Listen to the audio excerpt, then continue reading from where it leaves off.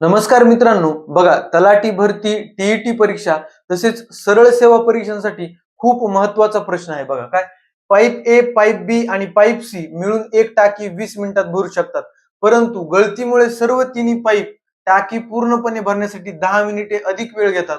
गळतीमुळे संपूर्ण टाकी रिकामी होण्यास लागणारा वेळ किती? बघा काय, 3 पाईप आहेत, ते 20 मिनिटात टाकी भरतात, पण गळती होते म्हणजे काय, छिद्र छिद्र जर पडलं तर त्यातून पाणी निघणार, मग टाकी भरायला आपल्याला उशीर होणार. तो उशीर किती? 10 मिनिटं. बरोबर. म्हणजे पहिल्या केसमध्ये टाकी भरती 20 मिनिटात, दुसऱ्या केसमध्ये टाकी भरती 30 मिनिटात. कारण 10 मिनिटं जास्त लागते म्हणजे 30 मिनिटं. बरोबर. मग काय करायचं बघा, चला.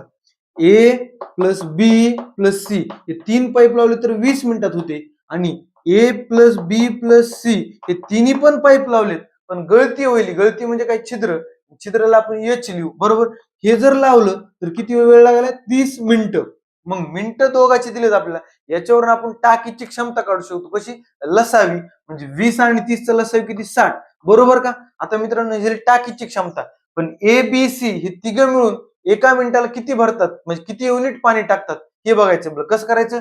20 त्रिक 60, आणि इकडं जर हे चौघाचं कॉम्बिनेशन लावलं तर 30 दुने 60. म्हणजे काय मित्रांनो, ए बी सी हे जर तिघच लावले फक्त तर 3 युनिट पाणी भरतंय, आणि ए बी सी आणि एच हे चौघ लावले तर 2च मिनिट पाणी भरते. म्हणजे एच वाला काय छिद्र आहे ते काय करते? क्षमता कमी करायला, पाणी काढून घ्यायले. मग किती न करायला बघा, 3 ची किती झाली? 2. म्हणजे एच वाल्याची क्षमता किती असेल? 1 असेल. कारण बघा, एबीसी इथं पण आहे, एबीसी इथं पण आहे, वेगळं कोण? एच आहे. म्हणजे एच ची क्षमता किती झाली? 1 झाली. म्हणजे एका मिनिटाला 1 युनिट पाणी काढून टाकले. 60 युनिट पाणी रिकामं करायचे. किती? 60 युनिट पाणी रिकामं करायचं. किती वेळ लागेल?